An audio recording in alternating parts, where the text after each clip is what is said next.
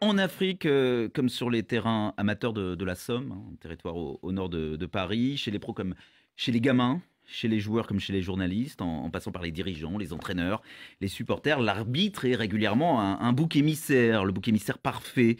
Et oui, ce ne sont pas les Messi ou les Ronaldo, les Benzema qui vous font gagner ou perdre des matchs. Figurez-vous que ce sont bien les hommes au sifflet, à en croire bon nombre d'acteurs et de commentateurs. L'arbitre, coupable idéal, il est seul ou presque, quelques assistants un peu de vidéo et encore pas tout le temps pour l'accompagner. Il doit prendre des décisions difficiles. Il n'est pas le mieux payé, il n'est pas le plus glamour, mais ses responsabilités sont énormes. Il fait partie du jeu, mais lui, il n'a pas le droit à l'erreur. Il y a peu, au nord de Paris, donc je vous le disais, dans la Somme, un arbitre amateur de 18 ans à peine a été agressé alors qu'il arbitrait un match amateur de jeunes, dans les catégories jeunes, en Ligue 1, chez les grands. Frédéric Suto, ce n'est guère plus reluisant. On va prendre une journée de première division française au hasard, la dernière. Oui, la Ligue 1, 3 avril dernier. Bon, sur plusieurs terrains, Strasbourg qui balance, par exemple, 1-0, le penalty d'ailleurs, que Frédéric Hans, l'entraîneur lensois, qu'est-ce qu'il nous dit à la fin du match? Je ne veux pas épiloguer, mais, hein, le mais il est toujours, il est toujours là, mais à l'aller comme au retour, on a un goût amer. Vous avez Lyon-Angers, 3-2, les Angevins qui s'estiment lésés pour un pénalty qui n'aurait pas été sifflé. Gérald Batic, l'entraîneur, il y avait pénalty, c'est lamentable, le président d'Angers, on met quand même beaucoup d'argent dans l'arbitrage, et etc., etc. C'est tous les week-ends, effectivement, qu'il y a des polémiques avec généralement l'entraîneur et puis le dirigeant, le président qui en met une deuxième couche derrière sur Twitter, Jean-Michel Aulas pour Lyon, ça arrive très, très, très souvent.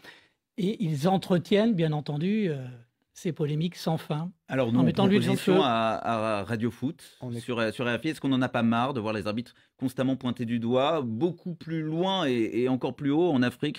Récemment, Aliou Cissé, qui n'a pas vraiment à se plaindre de son sort, récemment, qui dit dans les colonnes du Monde, le journal français, que l'arbitrage africain est scandaleux. Est-ce qu'il n'y en a pas marre, tout simplement? Est-ce qu'il n'y en a pas assez, Rémi Ngono, de voir les acteurs, mais aussi nous, les commentateurs, s'en prendre à l'arbitrage? Est-ce qu'il n'y a pas un regard à changer, plus de tolérance envers un élément indispensable du jeu qui fait partie du jeu, l'arbitre, qui a le droit à l'erreur, qui a le droit d'interpréter les situations et qui n'est pas responsable de tout? On croyait que c'était un film mort à l'arbitre.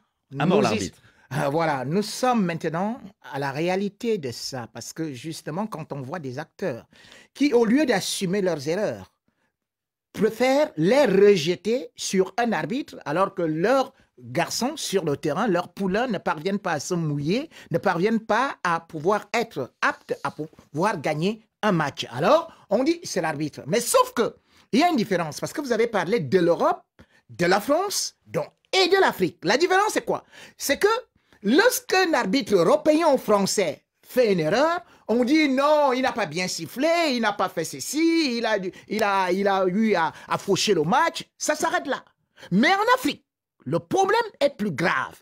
Parce que ce soit les Aliou Cissé, les Belmadi, qui sont supposés être l'incarnation de l'exemplarité, c'est eux qui jettent l'huile au feu. C'est-à-dire qu'ils vous font comprendre que les erreurs d'arbitrage sont volontaires. Et d'ailleurs, même il n'y a pas d'erreur souvent. Ils vous disent que les arbitres africains, derrière tout, peuvent être corrompus. Quand on va, un monsieur comme Belmadi, agresser l'arbitre gambien dans un aéroport, je crois que aujourd'hui, nous devons aussi arriver à ce que la justice fait. C'est-à-dire que l'arbitre est un juge. Lorsque vous êtes au tribunal, si vous ne respectez pas un juge et il y a outrage à magistrat, vous êtes condamné. Mais aujourd'hui, en Afrique, on se lève, on saisit la FIFA, on saisit tel, on salit tel arbitre, on demande une enquête de moralité, on est soupçonné de corruption, on jette le propre sur le Cameroun, on jette le propre sur tel pays, on jette le propre sur tel hôtel, juste parce que l'arbitre d'ailleurs qui est assisté par la VAR européenne, c'est-à-dire que les Allemands, les arbitres de la FIFA, on commence à envoyer. J'ai dit, cela, de plus en plus, je crois bien qu'il y a un proverbe africain qui dit: un chien qui a l'os dans la bouche, dans la gueule, n'aboie pas. Il est inspiré, notre Rémi Ngono. Alors, le débat est tellement large qu'on ne peut pas tout à fait. Rémi, il l'attendait. Des centaines de messages, le proverbe. Bon, merci Rémi. Mais ils arrivent de plus en plus tard. Hein. On les attend, mais on sait qu'ils vont arriver. Xavier Barré. Du teasing. Il y a trois sujets dans le débat et on ne va Oui, pas pouvoir les traiter clair, en 5 minutes. Il y a le premier sur l'arbitrage amateur, en France notamment. Et là, je veux vous renvoyer vers un livre extraordinaire qui s'appelle À mort l'arbitre, à mort AMOR, qui est écrit par Rachid Cheli, qui est un arbitre amateur de la Ligue de Normandie et qui raconte ce qui lui est arrivé jusqu'au jour où il a décidé d'arrêter après une agression alors qu'il a arbitré pendant 20 ans. Et il raconte des témoignages absolument incroyables. Et franchement, même moi qui suis dans le football depuis 30 ans, il y a des choses avec une que j'avais situation vues, qui se dégrade de semaine en semaine. J'en connais plein des petits arbitres amateurs qui ont décidé d'arrêter parce que la situation est intenable, parce qu'il n'y a pas seulement dans le football amateur, les menaces ne viennent pas seulement des joueurs qui sont parfois sanctionnés, des entraîneurs qui sont d'ailleurs souvent sanctionnés. Dans la mais Somme, ce sont de l'environnement. Dans la Somme, on parle d'un jeune joueur expulsé et sa mère et son frère s'en prennent à l'arbitre, agressent l'arbitre. Voilà, mais parfois c'est la cité entière qui descend pour menacer l'arbitre. Et donc ils se retrouvent vraiment dans des situations très compliquées.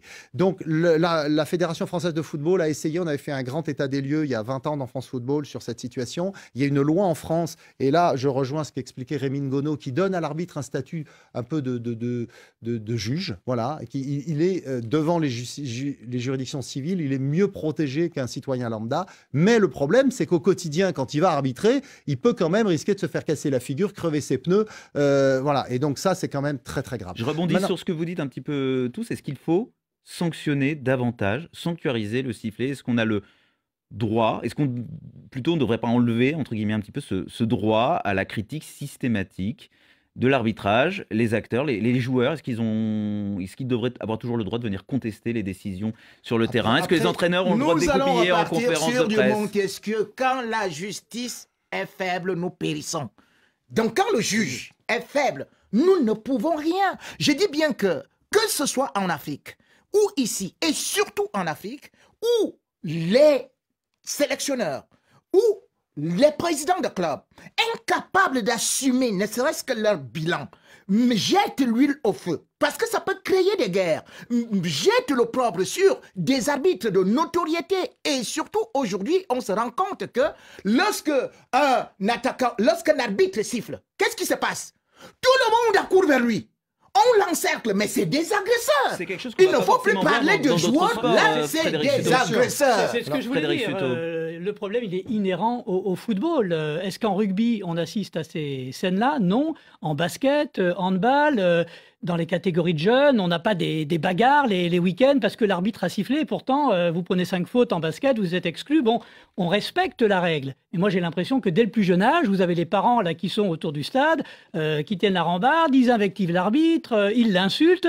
Ça fait partie de la culture foot, malheureusement. Et c'est à tous les étages qu'il faut changer. Pas de tous les footeux. Pas tous les footeux. Je voudrais vous citer pour finir. C'est vrai que le débat pourrait prendre toute l'émission. Je suis désolé, je vous coupe dans votre élan, Xavier Barret. Karim Benzema, dont on dit beaucoup de bien en ce moment. Une interview accordée à l'équipe cette semaine. Citation: les contestations et les simulations, ça n'a jamais servi à rien. Pourquoi les joueurs contestent-ils les décisions de l'arbitre? Ça me rend fou.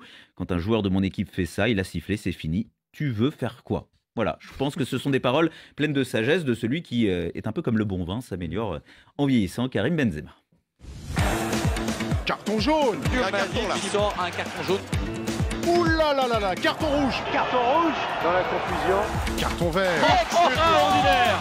Rien à dire. Il peut être vert, jaune ou rouge. Quelle est la couleur de votre carton?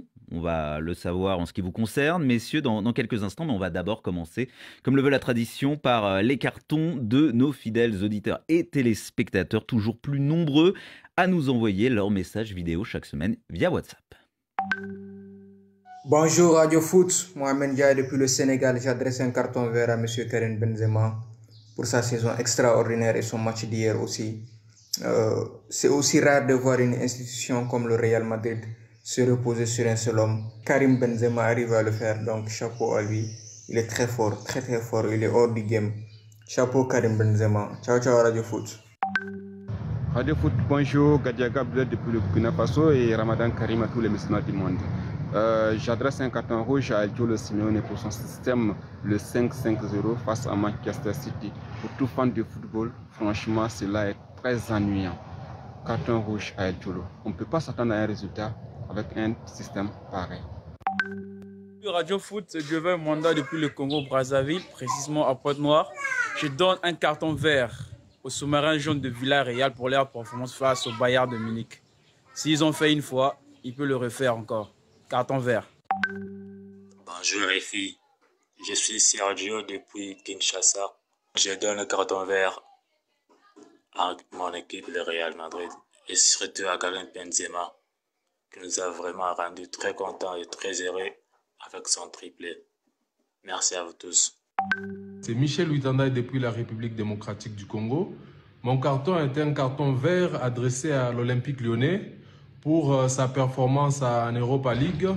Rappelons qu'il est toujours invaincu jusqu'à présent. Merci et bon café des sports à tous. Bonjour, Café des Sports. C'est Aminou Yola, au nord du Bénin. Mon carton, il est vert pour Dimitri Payet. Merci Payet, qui nous a fait un beau spectacle. Quel spectacle! Un beau but, magnifique, face à PAOK. Et merci aussi à tout l'ensemble de l'Olympique marseillais qui est en train de nous faire une magnifique saison. Merci à toi le gros lion, mon cher Rémi Ngono, et à tous les journalistes de Café de Sport. Merci. Bonne journée à vous. Bonjour Radio Foot, Luc Christophe Conakry. J'attribue un carton rouge au secrétaire général de la Fédération libérienne de football qui a interdit à la footballeuse guinéenne Buntu Silla de monter sur le podium avec le drapeau guinéen afin de récupérer sa médaille, alors que celle-ci et son équipe venaient d'être sacrées championnes du Libéria. À noter que la victime a été Pichichi du dit championnat avec 51 réalisations. Merci. Salut Radio Foot International, c'est France Aga depuis le Cameroun. J'adresse mon carton rouge à la FIFA par rapport à son mépris au football et aux footballeurs africains. L'Afrique a un très grand rôle à l'élection à la présidence de la FIFA. Et sa récompense, c'est quoi? Mépris, humiliation, chantage, etc. Comme le dit un proverbe africain, tu chasses l'abeille pour courir derrière son miel. Hello, le Café des Sports. Moi, c'est Davy. Depuis Yaoundé, fidèle auditeur Radio Foot International. Mon carton, cette semaine, il est vert. Mais c'est incroyable ce que Karim Benzema arrive à réaliser. Franchement, moi je suis barcelonais, mais hier, il m'a mis d'accord. Benzema, il n'y a pas son deuxième actuellement. Benzema, à lui tout seul, porte le Real Madrid. Oh là là, franchement. Quel joueur! Mais oui, quel joueur! Et vous êtes concurrencé sur les proverbes africains, mon cher Rémi Ngono, sachant qu'on a un supporter du Barça qui dit du bien du Real, et alors on a un supporter du PSG qui dit du bien de l'OM, si j'ai bien compris. Oui, en tout cas, un supporter de l'OM qui porte un maillot du PSG au Bénin. Notre ami, il ne s'est pas rendu compte que c'était le maillot du PSG. Le numéro de téléphone sur lequel vous envoyez vos messages WhatsApp, vidéo qui sont diffusés dans le Café des Sports, dans lequel vous envoyez vos cartons. Évidemment, vous pouvez le retrouver sur notre page Facebook Radio Foot International. Vos cartons, messieurs, Rémi Ngono, quelle couleur? Carton rouge. Je reviens à mes bonnes habitudes. Carton rouge. Oh, l'homme qui aime le vin rouge, Wayne Rooney. Voilà un type qui était dans les Reds avec Cristiano Ronaldo. Les Red Devils. Voilà. Manchester United. Voilà, à Manchester United. Avec Cristiano Ronaldo qui le dépassait. Et justement, il a remporté la Ligue des Champions là-bas. Il a été meilleur buteur de ce club-là, meilleur buteur de ceci. Mais Cristiano Ronaldo revient après avoir eu à faire des preuves partout. Et qui est le premier à le critiquer?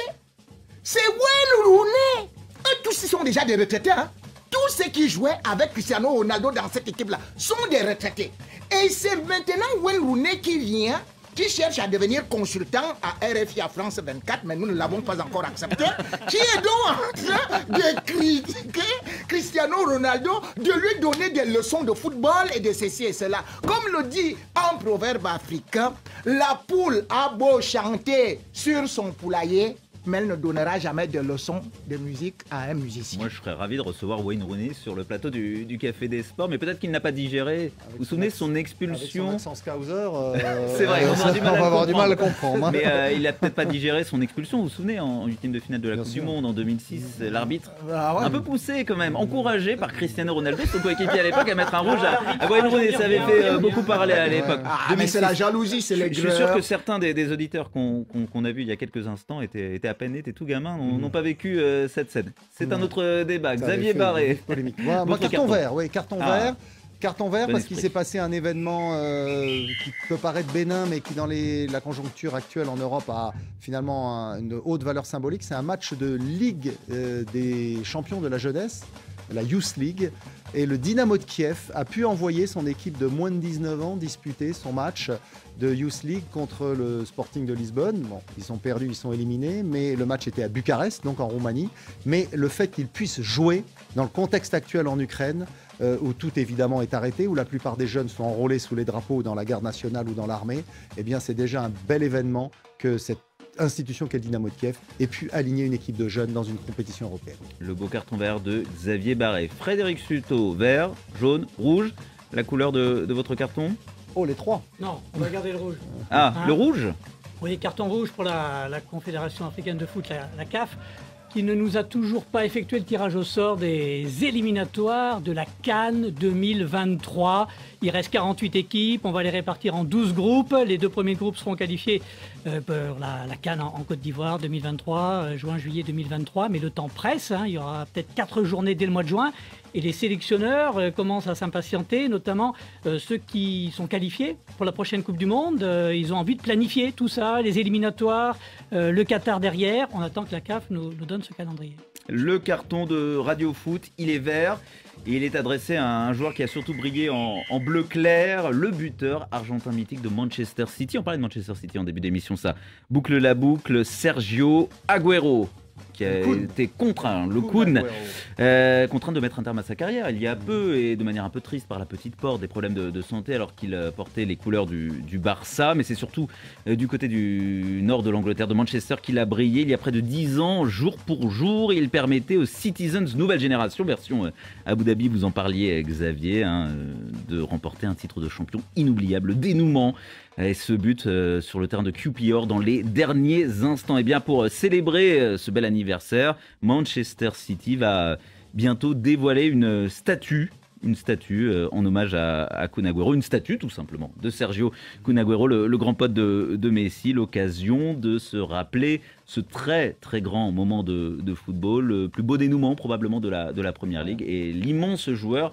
qui a été Kun Agüero. Il reste le meilleur buteur de l'histoire de Manchester City. City. Manchester City remportait la Première Ligue sans Pep Guardiola. Maintenant, merci pour l'information. C'était Roberto Mancini. Il y avait même